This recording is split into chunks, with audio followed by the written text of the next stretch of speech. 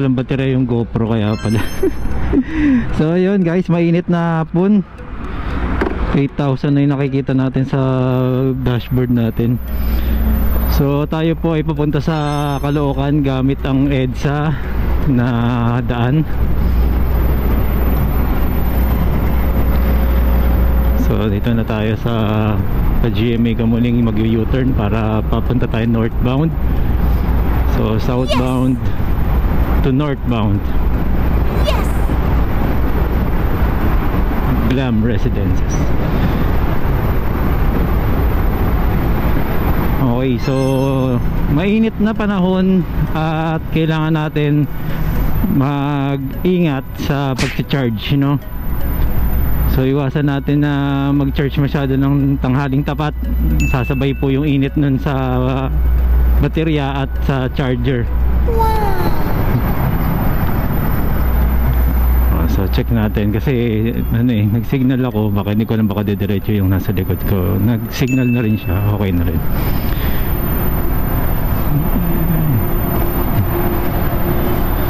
Okay, so ayun, ano bang ma-advise natin?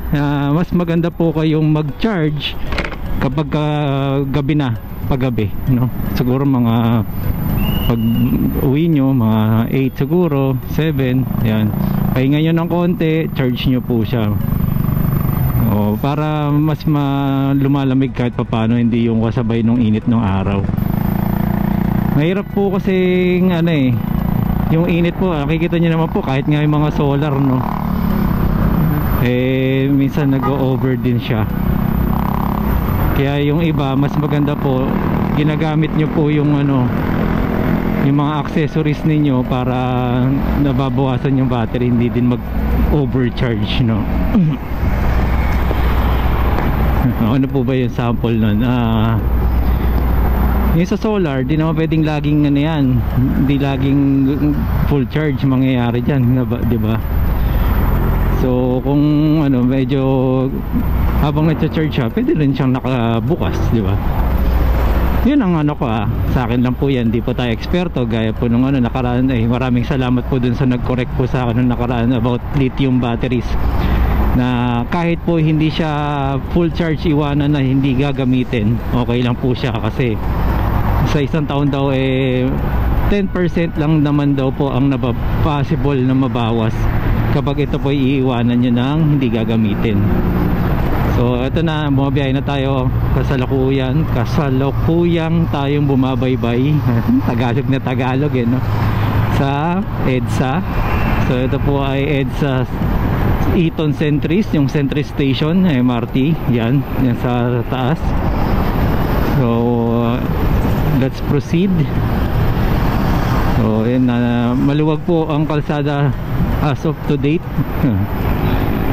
Ito pala yung si Sam Versosa, no? May-ari ng ano ba yun? Kalimutan ko yung sports car dun sa basta yun, hindi ko matandaan kung Lambo ba yun. Oh, may lubak dito tayo. Mamaya matatandaan ko rin yan. Oh, ayan.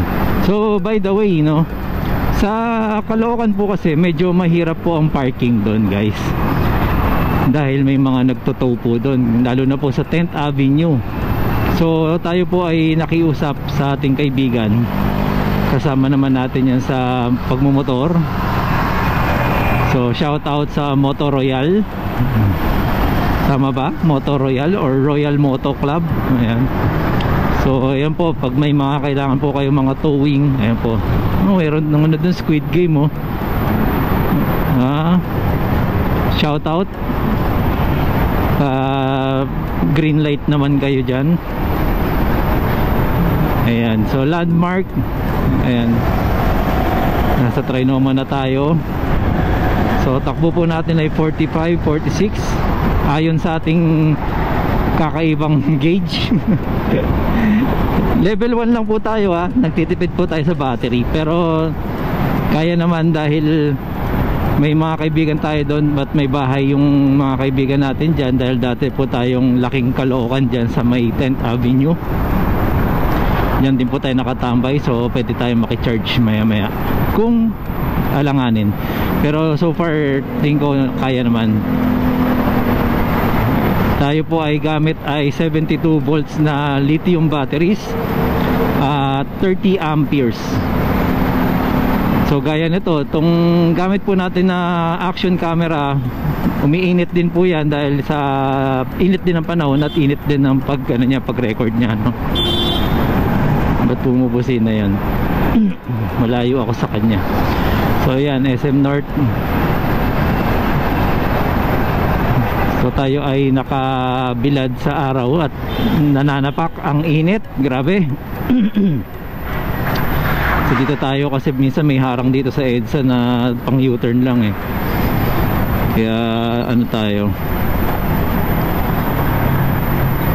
dito tayo sa pwestuhan dito. Ayun, so siguro ano ba, tong week na to or tong month na to magse-set tayo. Tapusin ko lang tong sa ano, sa anniversary natin sa Suzuki. So anniversary po ng Suzuki Big Bikers Club of the Philippines. Tayo po yan. Kita-kits po tayo. Ba yan? Excuse me. Kita-kits po tayo sa Lobo, Batangas.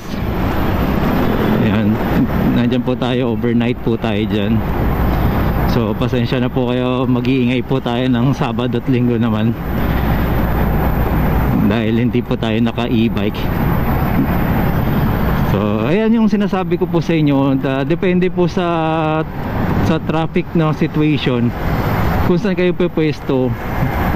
So basta hanggat hindi kayo nakakaabala sa likod at hindi alanganin ng mga liko ninyo, pwede po kayo sa EDSA. Lalo na po't kayo po ay naka helmet na maayos. Ano yung hindi ko naman sinabing hindi maayos yung mga half face, no? Pero mas maganda kasi full face pa rin.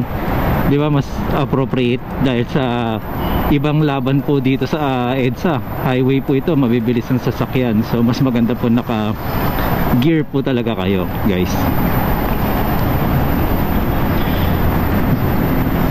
So yan, sana samahan nyo po ng dasal ang aking pakikipag-meeting dito sa Caloocan, dahil meron po tayong ano dyan, susuplayan. Susuplayan. Napakainit, napakainit. Hindi ko po alam po na temperature, mamaya silipin ko. So samahan nyo na ako dire-diretso dito sa Caloocan, no? At kung saan ako liliko sa may, kung saan sa EDSA. Hindi na tayo sa biglang awa dahil pa U-turn pa yun. Meron po dun ano eh, nakalimutan ko anong access dyan eh. Oh, may kaibigan tayo dito sa man na to eh. Boss Boyet, asan ka?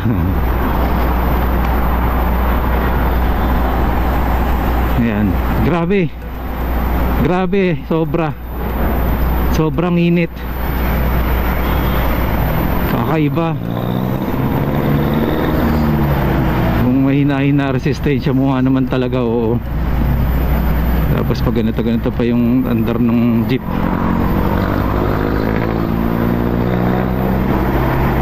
Iba yung singaw.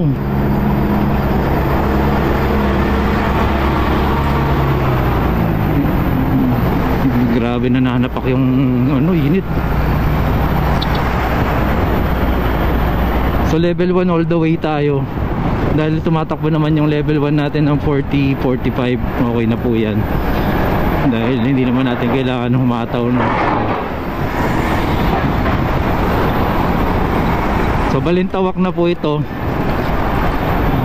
So sa mga nagko-commute, dito po ang ano, MRT. Tama ba? MRT pa. LRT na po ito. Ayun, nagka-traffic na. Grabe, sobrang init, guys.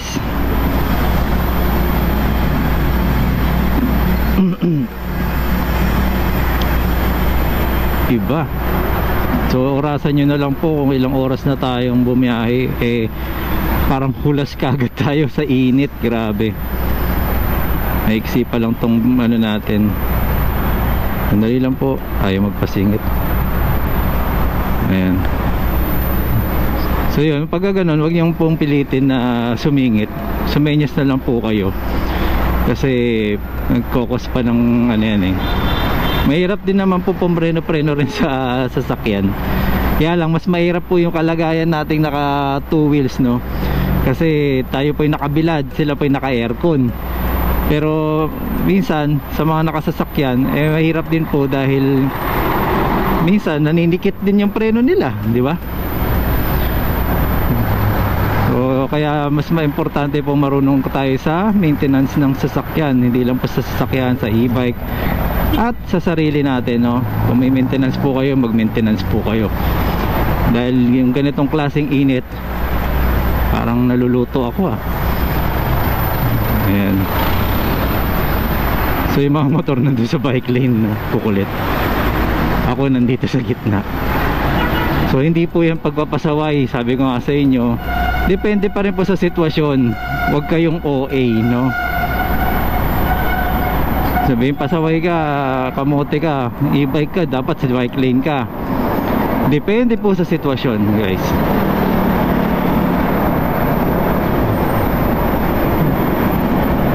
Ayan.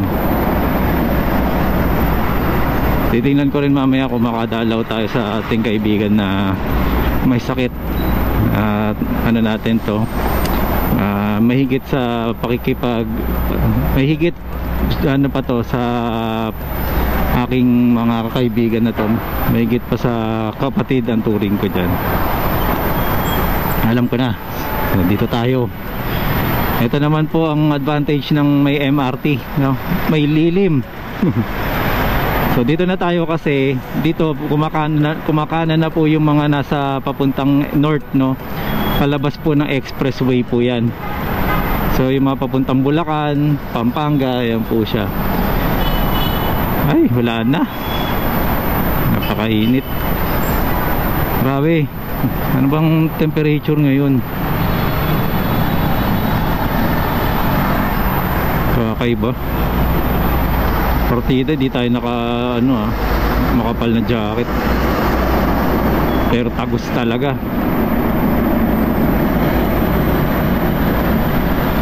Nainit lang po pero di pa naman tayo pinapawisan. Kaya lang iba talaga.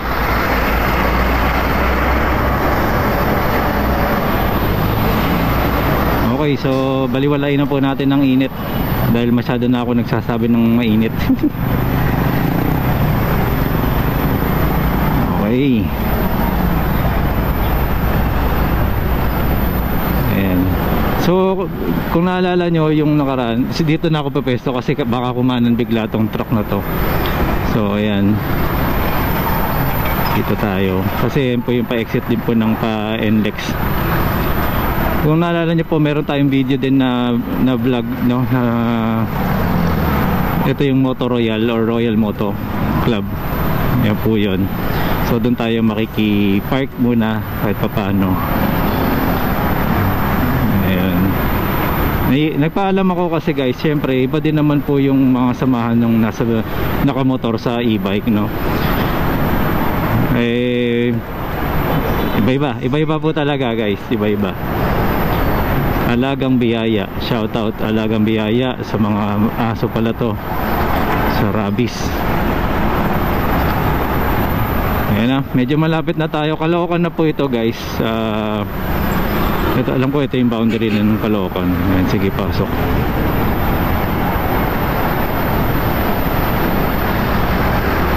Dito po tayo tumambay, lumaki sa Caloocan. Pwede na ako ding tawaging Batang Kankalu.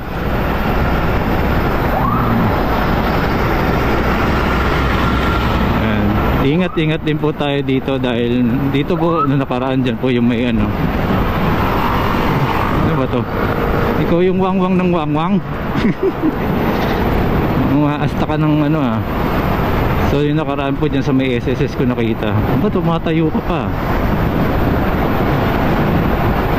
So 46 ang ating takbo. Ang daming tao sa Suzuki ah.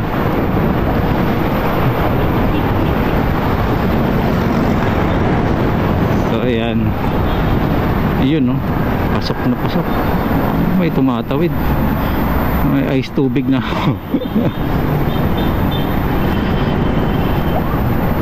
Hindi, iba pa yun.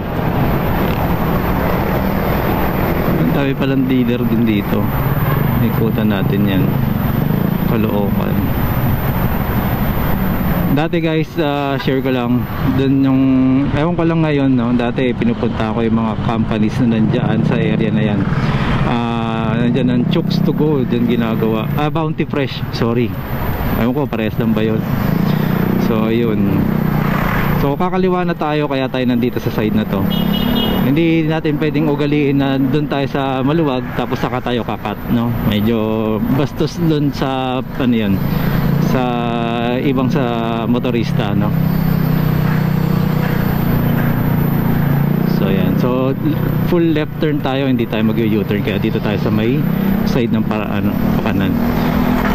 Okay, so Caloocan na guys, at dito na tayo pinakita ko yung senyas ng pinauna niya yung tricycle.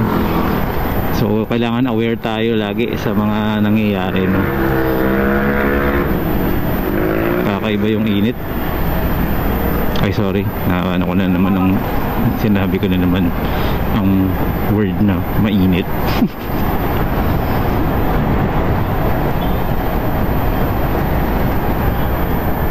Okay, konting lakad, tapos tayo, yan, maatras. So pagbigyan na natin dahil atras na yan.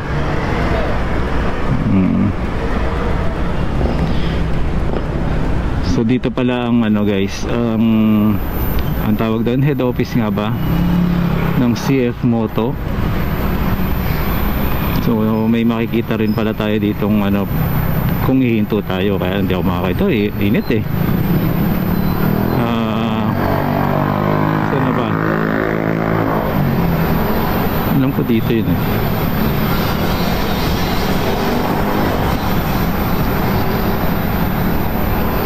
So ito yung papuntang City Hall na bago, no, ng Caloocan.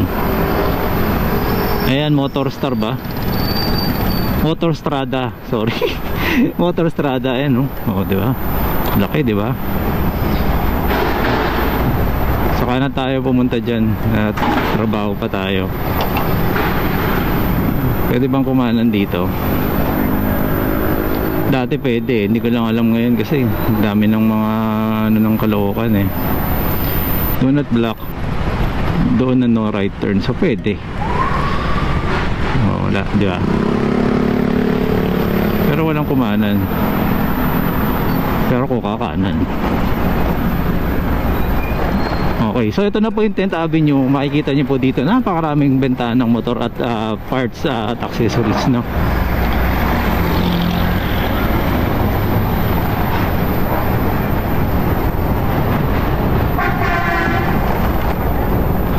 Ayan, dito na simula ng maraming iba't ibang klaseng motor, no? Iba-ibang brand ang makikita nyo rito. Mainit din pala yung lalakarin ko guys, pero okay na rin yan kahit pa paano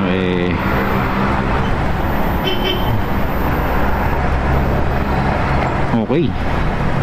Pag go nito, ayan, dito na tayo mag-off. Pag park na natin, pakita ko lang din sa inyo kung saan tayo pupunta sa kaibigan natin, no?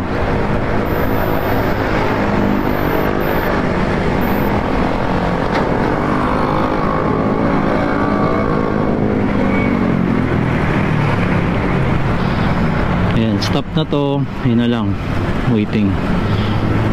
Ayan na, okay, tayo na guys. So Speedy 1 Yamaha Suzuki. Oh, kala ko race na yan eh. So ito na po yung Moto Royal Moto Club pala, sorry. Okay, so dito na lang po muna guys. Maraming salamat.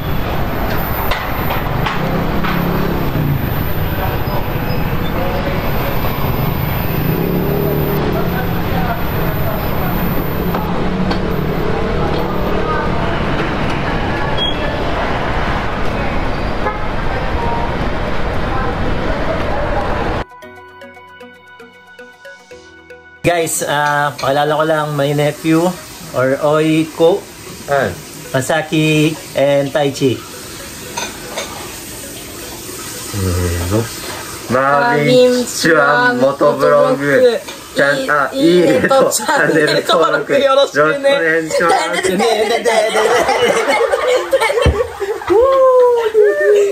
Ayan o, meron na rin tayo dito sa Japan guys. So okay, once again, Marvin Chua Motovlog po. Maraming salamat po. Salamat din po sa mga nag-subscribe. Subscribe, okay. Bulol pa, no? Ayos naman.